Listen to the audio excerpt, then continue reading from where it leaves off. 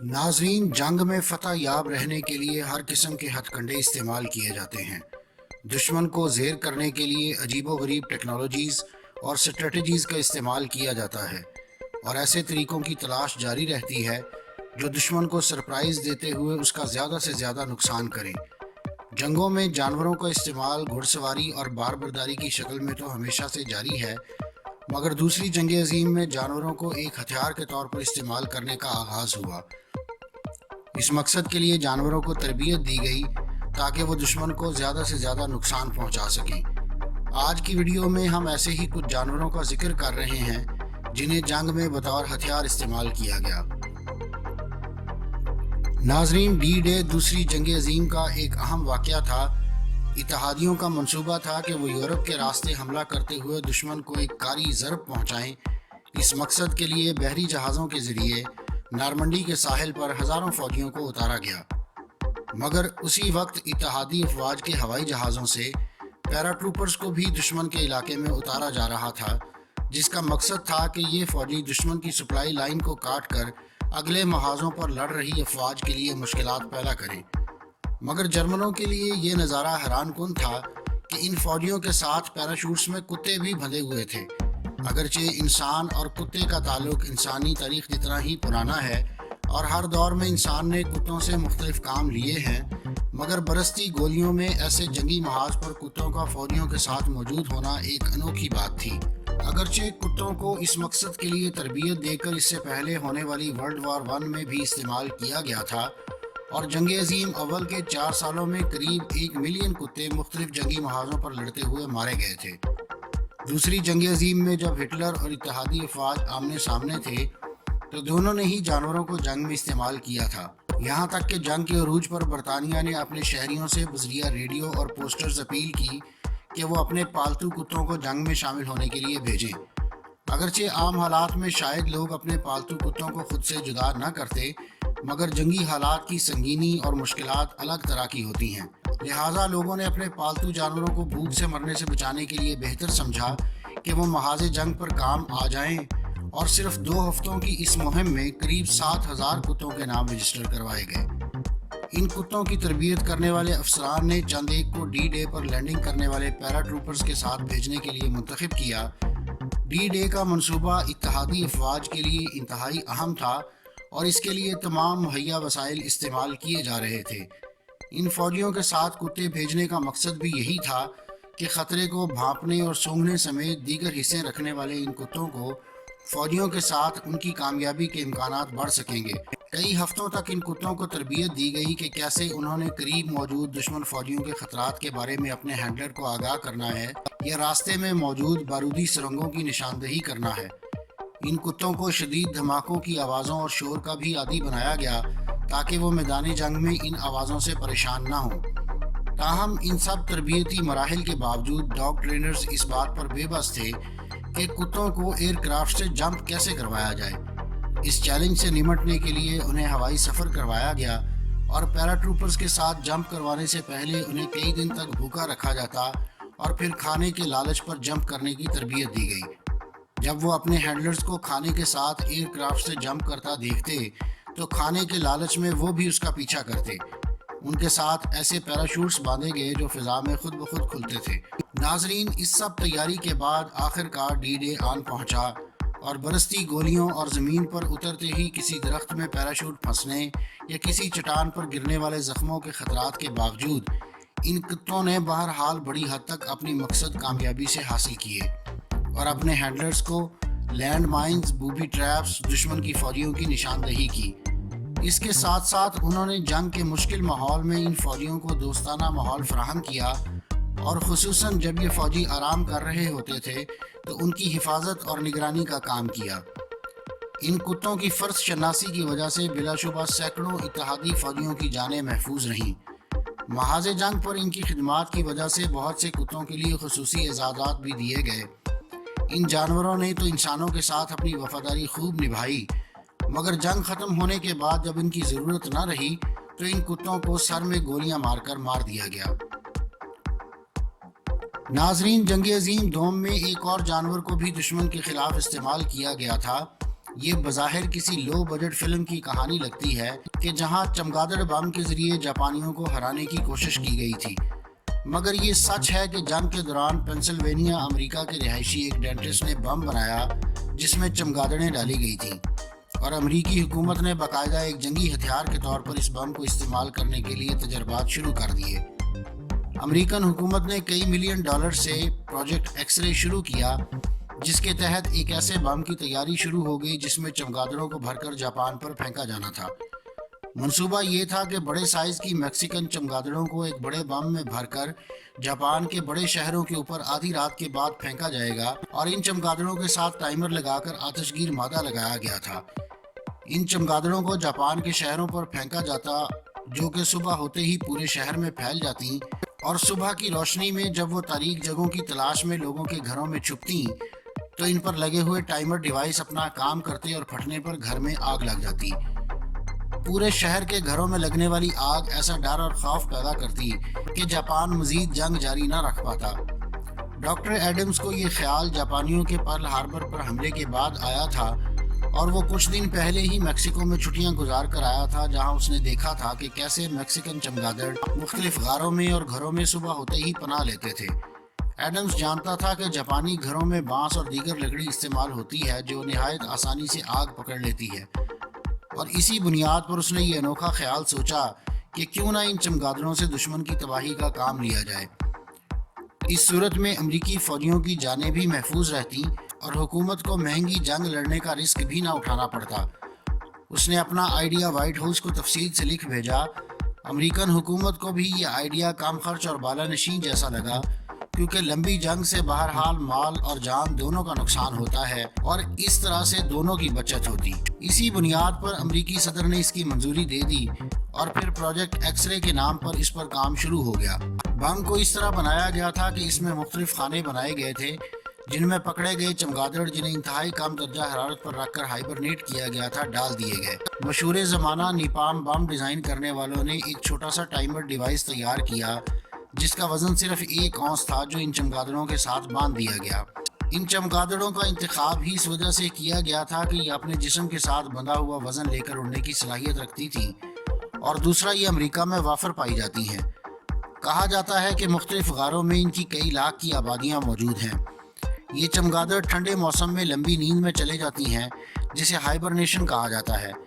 مصنوعی طور پر انہیں ٹھنڈا ماحول مہیا کر کے ہائبرنیٹ کیا گیا، جس سے ایک تو ان کے ساتھ ٹائمر ڈیوائس باندھنا آسان ہو گیا، دوسرا ان کو خوراک مہیا کرنے سے بھی جان چھوٹ گئی۔ اندھیری جگہوں پر رہنے کی اپنی فطری عادت کی وجہ سے امید تھی کہ یہ مختلف جاپانی گھروں میں صبح کی روشنی کا اثار نظر آتے ہی پناہ لینا شروع کر دیں گی، جہاں ان پر لگے ہوئے ٹائمر ڈیوائس اپنے ٹائم پر پھٹیں گے، اور بانس اور دیگر لکڑی سے تیار کی گئی جاپانی چھتیں نہایت تیزی سے آگ پکڑ لیں گی۔ پورے شہر میں ایک ساتھ جب گھروں کی چھتیں دھماکوں کے ساتھ آگ پکڑیں گی تو جاپانیوں میں ایسی افراتفری پھیلے گی کہ جس سے ان کا حوصلہ ٹوٹ جائے گا اور وہ جلد ہی جنگ سے دستبردار ہو جائیں گے۔ امریکیوں کا خیال تھا کہ اگر چند ایک چمگادڑ بھی درست نشانے پر پہنچ گئے تو ان کی لگائی گئی آگ خطرناک حد تک نقصان پہنچائے گی، اور ہو سکتا ہے کہ پورا شہر ہی جل کر خاک ہو جائے۔ حیران کن طور پر تجربات کے دوران امریکیوں نے اپنے اس ہتھیار کی تباہی کا خود بھی مزہ چکھا، جب کچھ چمگادڑ جن کے ساتھ آتش گیر مادہ باندھا گیا تھا ایک حادثے کے نتیجے میں آزاد ہو گئے، اور ان سے ہونے والے دھماکوں اور آگ سے وہ پورا ایئر فورس بیس جل کر تباہ ہو گیا جہاں ان پر تجربات کیے جا رہے تھے۔ تاہم $2 ملین کی خطیر رقم خرچ کرنے کے باوجود بم کا ابھی صرف پروٹوٹائپ ہی بن پایا تھا۔ جب امریکن حکومت کو یہ مشکل فیصلہ کرنا پڑا کہ آیا اس پروجیکٹ پر مزید پیسے خرچ کیے جائیں یا ان پیسوں کو ایٹم بم کی تیاری کی تکمیل کے قریب پہنچے ہوئے پروجیکٹ مینہٹن میں لگایا جائے، امریکن حکومت نے جو فیصلہ کیا وہ آج ہم سب کو معلوم ہے، اور ایٹم بم کے استعمال سے لاکھوں لوگوں کی جانیں گئیں۔ تاہم اس چمگادڑ بم کے استعمال سے اس سے کہیں کم جانی نقصان ہوتا، اور اس کا افسوس اس بم کا آئیڈیا دینے والے ڈاکٹر ایڈم کو بھی تا عمر رہا۔ ناظرین، دوسری جنگ عظیم میں ڈی ڈے کے محاذ پر کتوں کو استعمال کرنے والی اتحادی افواج کے علاوہ روسی بھی جرمن فوج کے حملوں سے پریشان تھے اور کوشش کر رہے تھے کہ انسانی جانوں کے نقصان کو کم کرنے کے ساتھ ساتھ جانوروں کو جنگ میں ایسے طریقے سے استعمال کیا جائے کہ جس کا جواب دشمن کے پاس نہ ہو۔ جنگ لڑنے والے ملکوں کے لیے بڑی مشکل یہ تھی کہ لاکھوں فوجی جنگ کا ایندھن بن چکے تھے، مگر ابھی تک جنگ فیصلہ کن مرحلے پر نہیں پہنچی تھی۔ ساتھ ہی ساتھ بجٹ پر جو بوجھ آ رہا تھا وہ اس کے علاوہ تھا، جو جنگ کا شکار ملکوں کی خراب معیشت کو مزید نقصان پہنچا رہا تھا۔ ایسی صورتحال میں روس نے کتوں کو تربیت دے کر اینٹی ٹینک بم کے طور پر استعمال کرنے کے انوکھے آئیڈیا پر کام شروع کر دیا۔ کتوں کو تربیت دی گئی کہ وہ دھماکہ خیز مواد سونگھ کر جرمنی کے پینزر ٹینکوں پر حملہ آور ہوں اور ان کے نیچے جا کر ان کے جسم کے ساتھ بندھا ہوا بم پھٹ جائے۔ جرمنی کے پینزر ٹینکوں نے اس وقت تباہی مچائی ہوئی تھی اور روسیوں کے پاس جرمن ٹینکوں کا کوئی جواب نہیں تھا۔ اگرچہ یہ ایک آسان آئیڈیا لگ رہا تھا، مگر اس پر عمل درآمد انتہائی مشکل کام تھا۔ اگرچہ روس میں کتوں کا مختلف جنگی مقاصد کے لیے استعمال 1924 سے ہو رہا تھا اور ان کو ٹریننگ سکولز میں باقاعدہ سرچ ریسکیو مشنز اور میدان جنگ میں ادویات کی فراہمی اور زخمی سپاہیوں کو میدان جنگ سے اسپتال پہنچانے کی تربیت دی جاتی تھی، یہ کتے میدان جنگ میں اتنے کارآمد ثابت ہوئے کہ بعد ازاں بڑھتی ہوئی ڈیمانڈ پوری کرنے کے لیے مزید 12 ایسے تربیتی سکولز قائم کیے گئے جہاں ہزاروں بلکہ لاکھوں کتوں کو ان مقاصد کو پورا کرنے کی تربیت دی جاتی تھی۔ انہی میں سے چند منتخب سینٹرز کو ایسے کتوں کو تربیت دینے کے لیے استعمال کیا گیا جن پر بم باندھ کر انہیں میدان جنگ میں دشمن فوج کی گاڑیوں اور ٹینکوں کو تباہ کرنے کی تربیت دی جانا تھی۔ سن 1941 میں ان کتوں پر بم باندھ کر انہیں جرمن پینزر ٹینکوں کو تباہ کرنے کے لیے استعمال کرنے کے منصوبے پر کام شروع ہوا، کیونکہ ان جدید جرمن ٹینکوں کا مقابلہ روسی فوج کے بس کا نہ تھا اور انہیں ہر محاذ پر یہ ٹینک شدید نقصان پہنچا رہے تھے۔ بدترین شکست سے خوفزدہ روس اس وقت ڈوبتے کو تنکے کا سہارا والی کیفیت میں تھا اور اسی وجہ سے دشمن کے ٹینکوں کو تباہ کرنے کے لیے کتوں کو استعمال کرنے کا یہ انوکھا فیصلہ کیا گیا۔ ہزاروں کی تعداد میں ان کتوں کو اس امید کے ساتھ محاذ جنگ پر پہنچایا گیا کہ یہ کتے جرمن پینزر ٹینکوں کو تباہ کر کے جرمن حملے کو نہ صرف روک دیں گے بلکہ انہیں پسپائی پر مجبور کر دیں گے۔ ان کتوں کو کئی روز تک بھوکا رکھا جاتا تھا اور پھر گوشت کے ٹکڑے ٹینکوں کے نیچے لگا کر انہیں چھوڑ دیا جاتا تھا۔ گوشت کو سونگھ کر کتا ٹینک کے نیچے پہنچ جاتا تھا۔ ابتدا میں ان ٹینکوں کے انجن کو بند رکھا جاتا تھا، مگر بعد ازاں انہیں سٹارٹ کر کے کتوں کو تربیت دی جاتی۔ اس کے ساتھ ساتھ اصلی میدان جنگ والا ماحول پیدا کرنے کے لیے دھماکے بھی کیے جاتے تاکہ کتے میدان جنگ میں شور کی آواز سن کر پریشان نہ ہوں۔ اس سب کا مقصد یہ تھا کہ جب میدان جنگ میں ان بھوکے کتوں کو چھوڑا جائے تو وہ ٹینکوں کے نیچے گوشت کی تلاش میں پہنچ جائیں جہاں ٹائمر ڈیوائس کے ساتھ لگا ہوا دھماکہ خیز مواد پھٹ جائے۔ ٹینک کے نیچے پہنچنے کے بعد کتا اپنے دانتوں سے ایک بیلٹ کھولتا جس سے اس کے جسم سے بندھا ہوا دھماکہ خیز مواد الگ ہو کر ٹینک کے نیچے رہ جاتا، مگر بہت کم کتے ایسے تھے جو یہ مشکل کام کامیابی سے مکمل کر سکے۔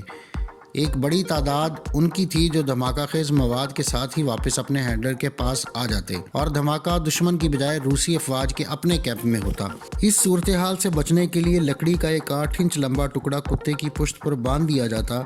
اور 26 پاؤنڈ دھماکہ خیز مواد کے ساتھ جب کتا ٹینک کے نیچے جاتا تو لکڑی ٹینک کے ساتھ لگنے سے خود بخود بم کتے کے جسم سے الگ ہو جاتا، مگر اکثر ایسا نہیں بھی ہوتا تھا اور اس وجہ سے بہت سے کتوں کی دھماکہ خیز مواد کے ساتھ ہی موت ہو جاتی۔ تاہم ان ساری تبدیلیوں اور تجربات کے بعد آخر کار ان کتوں کو باقاعدہ میدان میں اتارا گیا، مگر یہاں ایک بار پھر ایک نئی مشکل سامنے آئی۔ اصل میں روسیوں نے کتوں کی تربیت کرتے ہوئے ٹینکس کے انجن تو چلائے مگر وہ حرکت میں نہیں ہوتے تھے، مگر میدان جنگ میں تیز رفتار پر حرکت کر رہے یہ ٹینکس اتنے خوفناک تھے کہ کتوں نے ان کے نیچے جانے کی جرت نہیں کی۔ وہ یا تو ساتھ ساتھ بھاگتے رہتے اور بالآخر کسی جرمن سپاہی کی گولی کا نشانہ بن جاتے،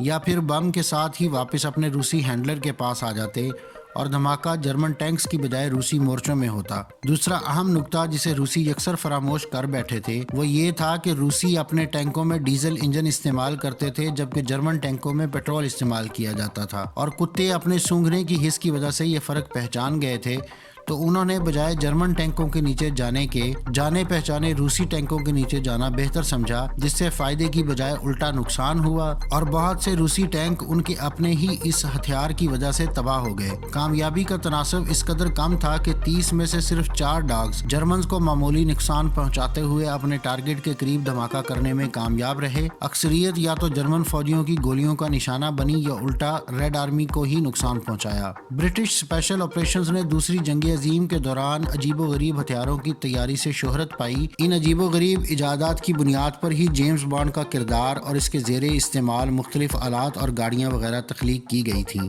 تاہم 1941 میں برٹش اسپیشل آپریشنز کے زیر اہتمام ایک ایسے ہتھیار کی تیاری شروع کی گئی جس کی مثال نہ اس سے پہلے کوئی ملتی ہے اور نہ ہی اس کے بعد۔ جی ہاں، برطانیہ نے جرمن افواج کی اسلحہ ساز فیکٹریوں کو نقصان پہنچانے کے لیے چوہا بم کی تیاری شروع کی۔ اس انتہائی اقدام کی ایک وجہ یہ بھی تھی کہ 1940 میں جرمنی فرانس فتح کر چکا تھا اور اب جرمنی کی خوفناک فوجی طاقت کے قہر کا مقابلہ کرنے کے لیے برطانیہ اکیلا بچا تھا۔ جرمنی کی جدید جنگی مشینری اور تیز رفتار حملہ، جسے بلٹس کریگ کہا جاتا تھا، کا مقابلہ کرنے کے لیے کسی غیر روایتی اور لو بجٹ اسٹریٹجی برطانوی حکومت کو اس وقت واحد صورتحال نظر آ رہی تھی۔ حال ہی میں برطانیہ کو شدید جنگی نقصان پہنچا تھا اور اس کی قریب تمام فوج تباہ ہو چکی تھی۔ تاہم ایک تاریخی مشن کے ذریعے ڈنکرک کے مقام سے 3 لاکھ کے قریب برطانوی فوجیوں کو بچا لیا گیا تھا،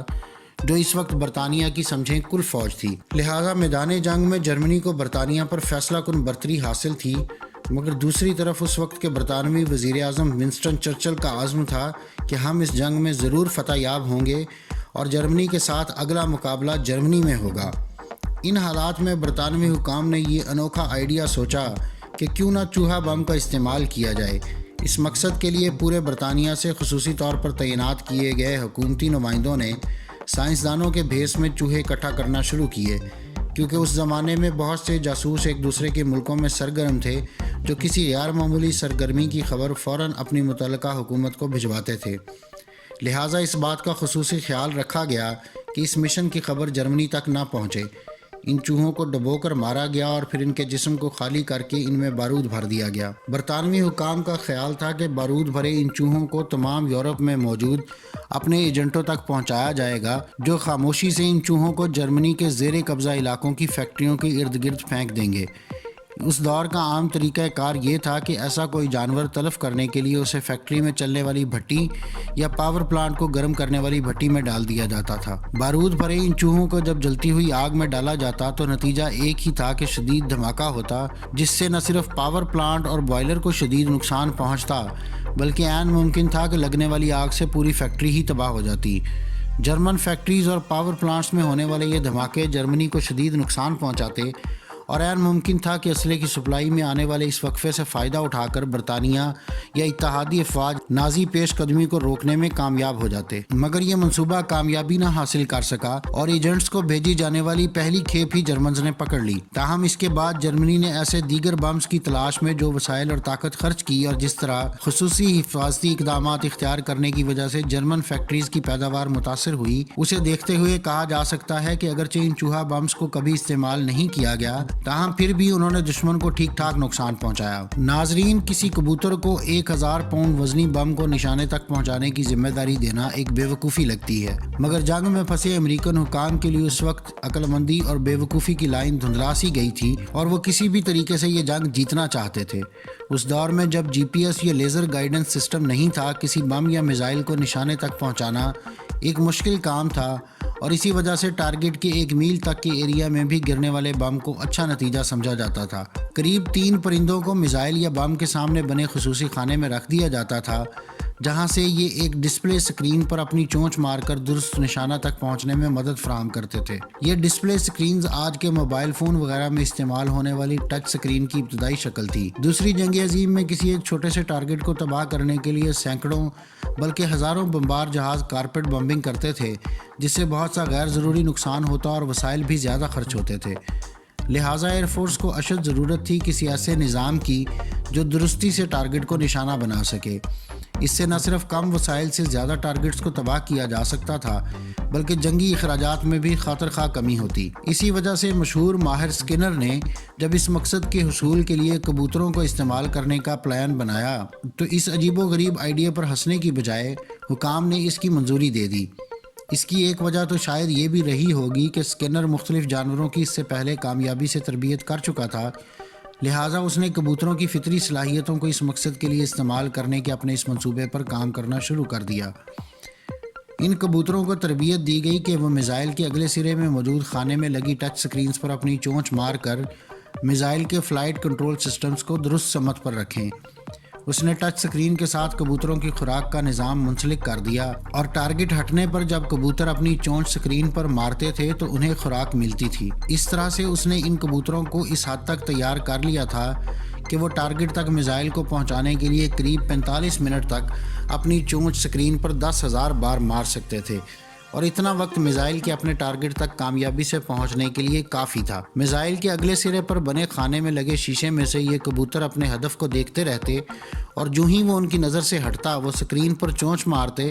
جس سے میزائل کا فلائٹ کنٹرول سسٹم واپس اسے درست سمت میں لے آتا، یہاں تک کہ میزائل اپنے ہدف سے ٹکرا جاتا اور نتیجے میں ان کبوتروں کی بھی موت ہو جاتی۔ اسکینر نے اس منصوبے کے لیے فنڈز بھی اکٹھے کر لیے اور ابتدائی تجربات کے نتائج بھی حوصلہ افزا تھے، مگر پھر حکومت نے فیصلہ کیا کہ یہ فنڈز کسی ایسے پروجیکٹ میں لگائے جائیں جہاں سے دیر پا اور زیادہ بہتر نتائج حاصل کیے جا سکیں۔ تاہم پھر 1948 میں نیوی نے کمپیوٹر گائیڈڈ ہتھیاروں کا استعمال شروع کیا تو یہ آئیڈیا ہی مضحکہ خیز لگنے لگا۔ اگر آپ مختلف سائنسی، تاریخی اور علمی موضوعات پر سوچتے ہیں اور مزید جاننے کا تجسس رکھتے ہیں تو سبسکرائب کیجئے ہمارا چینل اور بیل آئیکن دبائیے تاکہ ان موضوعات پر تیار کی گئی ہماری ویڈیوز آپ کو فوری مل سکیں۔